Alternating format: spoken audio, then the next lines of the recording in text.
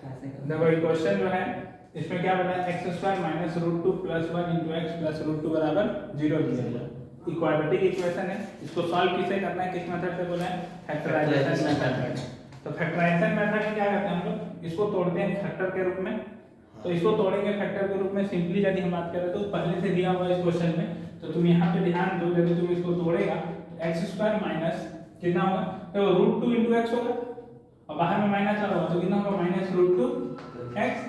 यहाँ पे देखो प्लस 1 इंटू एक्स कितना होगा, प्लस एक्स और बाहर में कितना लगा होगा, माइनस लगा होगा तो कितना हो जाएगा, minus x plus root two बराबर 0 हो जाएगा।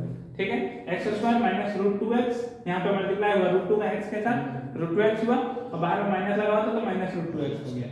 1 के x के साथ मल्टीप्लाई हुआ तो x हुआ और बाहर में माइनस लगा हुआ तो माइनस x हो गया प्लस रूट टू बराबर 0 हो गया। ठीक, अब यहाँ पे यदि हम लोग देखें तो तुम ध्यान से देखो ये वाला टर्म, तो तुमको ये दोनों में क्या कॉमन दिख रहा है, तो तुमको दिख रहा है इसमें x² है, इसमें एक x है, तो मतलब एक x को हम कॉमन ले सकते हैं। तो एक x को हम लोग कॉमन ले लेंगे, एक x को जैसे ही हम लोग कॉमन लेंगे क्या बचेगा, यहाँ पे 2x था तो एक x बच जाएगा, माइनस साइन के साथ क्या बचेगा, रूट टू, माइनस साइन के साथ क्या बचेगा, रूट टू बचेगा क्योंकि x कॉमन आ चुका है। अब तुम सोचो इस दोनों टर्म में हम क्या कॉमन लें कि हम लोगों का माइनस एक्स ना होके क्या बच जाए, x, पहला टर्म सेम हो जाना चाहिए ताकि ऑटोमेटिक आ जाए। अब तुम यहाँ पे गौर करो माइनस 1 कॉमन ले लेते हैं, माइनस 1, तो माइनस 1 जैसे हम लोग कॉमन लेंगे यहाँ पे क्या बचेगा x और प्लस रूट टू से माइनस कॉमन आया तो उसको क्या बना देगा, माइनस बना देगा, मतलब प्लस वाला हो जाएगा माइनस और माइनस वाला हो जाएगा प्लस। ठीक, तो अब यहाँ पे क्या हो गया, अब यहाँ पे देखो x माइनस रूट टू इसमें भी है और x माइनस रूट टू इसमें भी है, तो x माइनस रूट टू हम दोनों से क्या कर सकते हैं, कॉमन ले सकते हैं। तो x माइनस रूट टू दोनों जगह से हम लोग कॉमन लेंगे तो यहाँ कितना बचेगा, देखो x minus root two common लेते यहाँ बचे x और यहाँ कितना बच गया, माइनस 1, तो यहाँ हो गया x माइनस 1 बराबर 0। इसका मतलब क्या हो गया, x माइनस रूट टू 0 के बराबर होगा या फिर x माइनस 1 0 के बराबर होगा। तो x माइनस रूट टू बराबर 0 का जाएगा x बराबर रूट टू और यहाँ से आ जाएगा x बराबर 1, x से दो वैल्यू आ गया, रूट टू आ गया और 1 आ गया। फैक्टराइजेशन मेथड क्या हो गया, सॉल्व हो गया। लिख लो इसको जल्दी से लिखो। देखो अभी वाला क्वेश्चन भी फैक्टराइजेशन मेथड से बोला बनाने, तो फैक्टराइजेशन मेथड से कैसे बनाएंगे, देखो फैक्टराइजेशन मेथड में हम लोग को 4 टर्म चाहिए रहता है, दो दो टर्म करके, ताकि दो टर्म से कुछ कॉमन ले सके। तुम यहाँ देखो a प्लस b का होल स्क्वायर x² लिखा हुआ है plus 8 times a² minus b² लिखा हुआ है into x plus 16 times a minus b का होल स्क्वायर बराबर 0 लिखा हुआ है। ठीक, अब यहाँ पे तुम देखो कि a plus b a² minus b² में हम लोग जानते हैं कि a² माइनस b² जो होता है वो होता है a प्लस b और a minus b, a plus b भी होता है और a माइनस b भी होता है।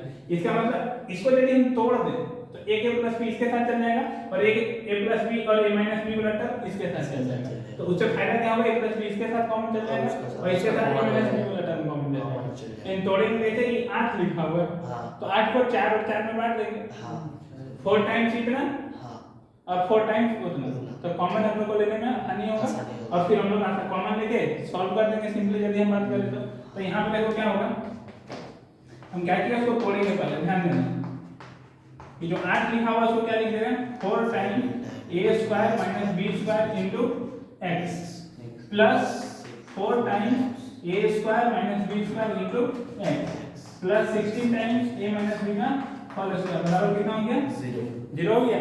अब यहाँ पे तुम ध्यान देना, अभी तुम लोग क्या बोलेंगे, a² माइनस b² में ये वाला टर्म पूरा होता है, a प्लस b और a माइनस b दोनों होता है। यहाँ पे तुमको a प्लस b कितना बार दिख रहा है, 2 बार, तो यदि हम a plus b x common ले लेते हैं तो यहाँ पे कितना बचेगा, a प्लस b एक बार बचेगा और एक x भी बचेगा। समझ में आ रहा क्या बोल रहे हैं, यहाँ पे ध्यान देना, हम कॉमन क्या ले रहे हैं, a plus b into x, क्यों कॉमन ले रहे हैं, क्योंकि a प्लस b इसमें है और x यहाँ पे है। अब तुम यहाँ ध्यान देना, a plus b into x यहाँ से यदि कॉमन जाएगा, इस दो टर्म का बात कर रहे हैं पहले अभी, तो a प्लस b इसमें कितना बार है, 2 बार, x कितना बार है इसमें, 2 बार, एक बार हम कॉमन लिए हैं, एक बार बचेगा या नहीं बचेगा, तो क्या बचेगा, a plus b into x बच गया प्लस, अब यहाँ देखो 4 तो हम कॉमन लिए नहीं है, मतलब 4 तो बचेगा ही बचेगा, उसका a² माइनस b² में 2 टर्म है, हम उसका कॉमन क्या लिए हैं, a प्लस b, क्या कॉमन लिए हैं, a प्लस b से कॉमन लिए है, तो बचा क्या है, a माइनस b अभी भी बचा हुआ है, तो 4 टाइम्स a माइनस b, और x कॉमन आ चुका है, x क्या हो चुका है, तो वहां से कुछ नहीं बचा, ये हुआ पहला टर्म। अब यहाँ पे ध्यान देना, प्लस साइन देना, देखो 4 यहाँ पे है और यहाँ पे कितना है 16 में भी 4 है और 4 है ही भी, तो 4 कॉमन ले सकते हैं। फिर से देखना a square minus b square है, a plus b a minus b, और यहाँ पे a माइनस b है, तो एक a माइनस b कॉमन आ सकता है, तो एक a माइनस b हम लोग कॉमन ले लिए, ठीक। अब देखो अब कोई भी चीज कॉमन नहीं जा रहा है, तो जो जो बच रहा है उसको लिखते हैं। देखना यहाँ पे a plus b a minus b था, तो उसमें से क्या कॉमन आया है, सिर्फ a माइनस b कॉमन आया है, एक a प्लस b बचा हुआ है इसके पास, बचा हुआ है ना, तो एक a प्लस b बच गया, और x भी बचा हुआ है क्योंकि हम x कॉमन लिए ही नहीं है, क्योंकि x इसमें नहीं था इसीलिए कॉमन नहीं हुआ, तो यहाँ पे x भी बचा हुआ है, ये टर्म खत्म हो गया। अब इधर आते हैं हम लोग, प्लस हो गया। अब यहाँ पे तुम देखो तो क्या क्या बच रहा है, 16 में से 4 कॉमन जा चुका है, तो 4 बचा, और a माइनस b का होल स्क्वायर है, मतलब a माइनस b कितना बार है, 2 बार है, तो कॉमन कितना बार लिए हैं, 1 बार, एक a माइनस b अभी भी बचा हुआ है, कॉमन ले लिए, हो गया कि नहीं हुआ। अब यहाँ पे तुम देखो पूरा टर्म है, तो तुम ध्यान दो ये वाला टर्म यहाँ पे भी है और ये वाला टर्म यहाँ पे भी है a plus b into x plus 4 times a minus b, common ले लो, देखना a plus b into x plus 4 times a minus b, common ले लिए। तो जैसे ही वाला टर्म कॉमन लिए, तुम सोचो क्या क्या बच गया फिर मेरे पास, a plus b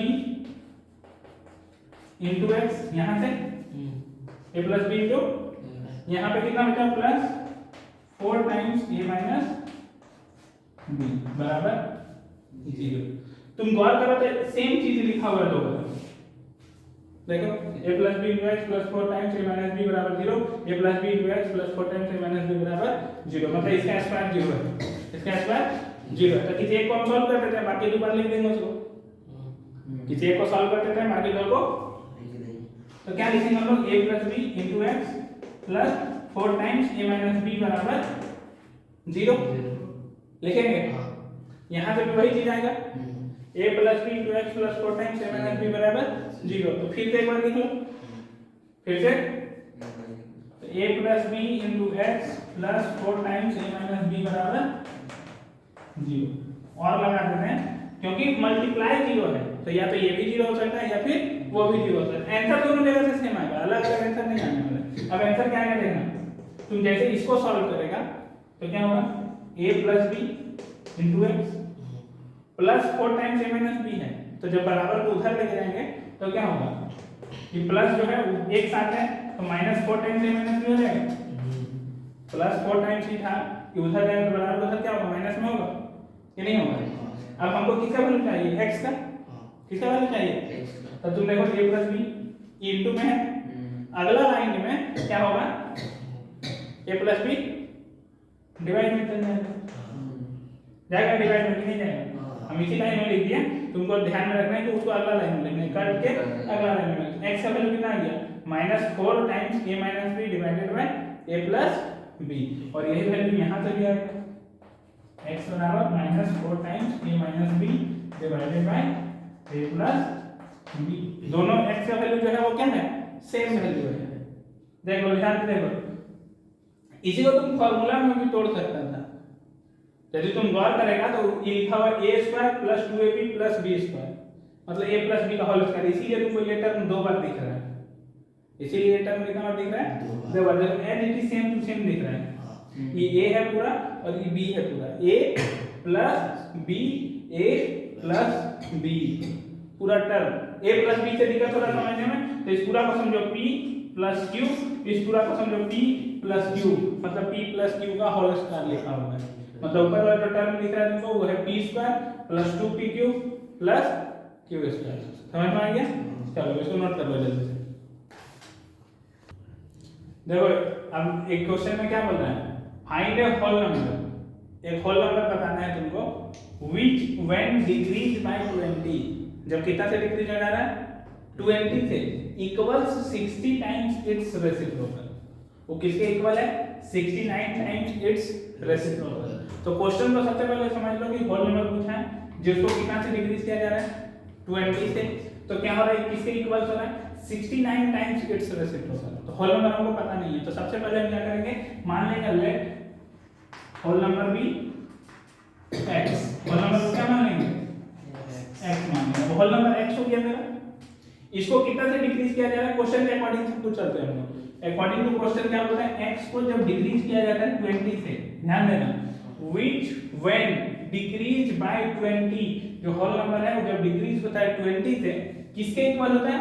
equals 69 times, times मतलब multiply, 69 times it's reciprocal. Reciprocal मतलब क्या? उसका उल्टा, मतलब x था तो यहाँ पे क्या आ जाएगा? 1/x। 69 times it's reciprocal. x का रेसिप्रोकल क्या हो जाएगा? 1/x हो जाएगा। अब इसको सॉल्व करो तो तुम यहाँ ध्यान दो क्या होगा? x - 20 बराबर 69/x होगा। x - 20 बराबर 69/x। अब देखो x यहाँ पे है, नीचे इधर दोनों में मल्टीप्लाई कर देंगे तो x खत्म हो जाएगा। तो कितना हो जाएगा? देखो x का जब इस x के साथ मल्टीप्लिकेशन होगा तो x², फिर x का इस 20 के साथ मल्टीप्लाई होगा तो -20x बराबर कितना हो गया? 69। यहाँ पे कितना हो जाएगा? x² - 20x, ये 69 इधर आया तो कितना हो जाएगा? -69 बराबर 0। अब सॉल्व करो इसको।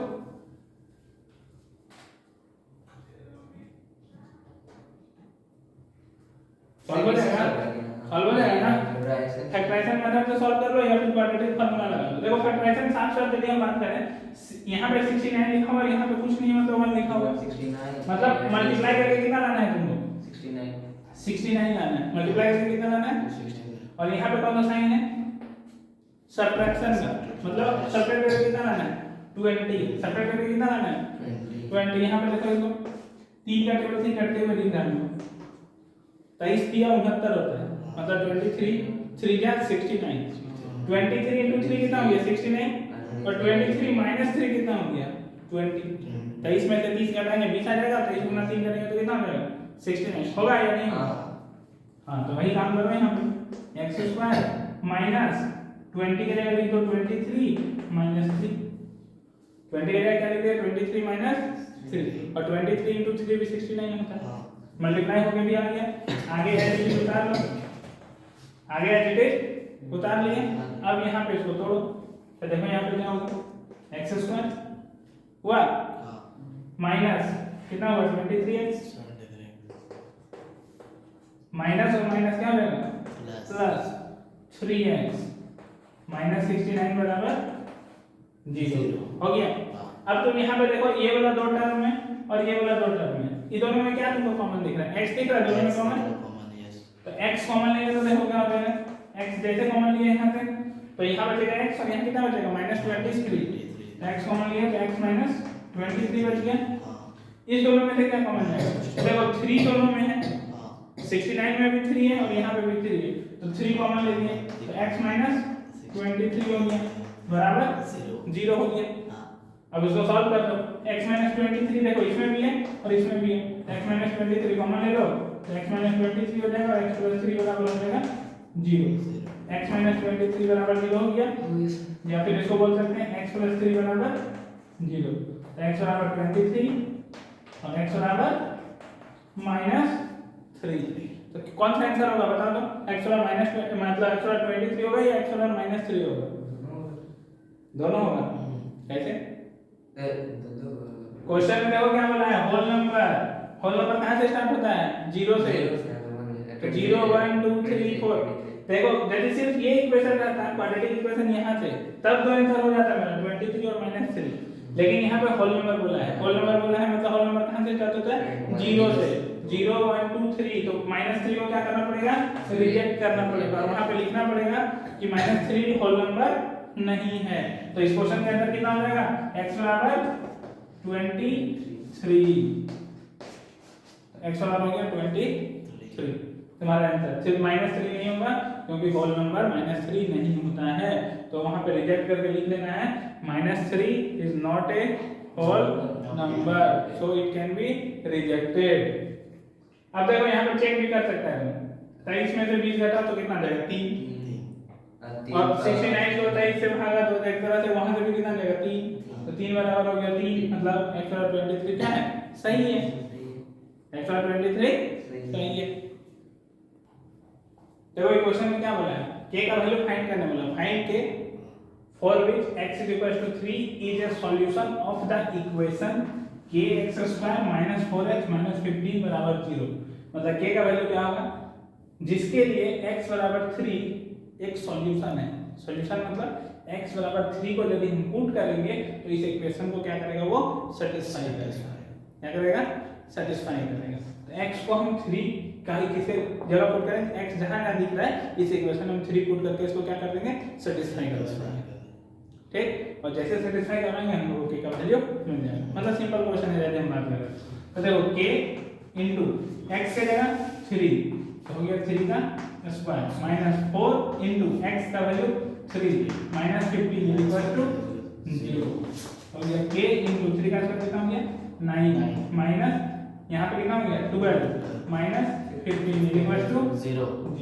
तो देखो 9k ये दोनों को जोड़ेंगे तो कितना होगा -27, तो 9 के बराबर हो गया 27, तो k बराबर कितना हो गया 27/9, मतलब k बराबर हो गया 3, k बराबर कितना हो गया 3, 9 का टेबल देखा जाएगा ना, 9 का 9 होती है 27, k बराबर हो गया 3। तो पूछा था कि k का किस वैल्यू के लिए, x बराबर 3 एक सॉल्यूशन होगा इस इक्वेशन का, तो k का वैल्यू कितना हो गया 3 हो गया, सिंपल क्वेश्चन, ठीक है। अब अगला दिन पढ़ेंगे हम लोग।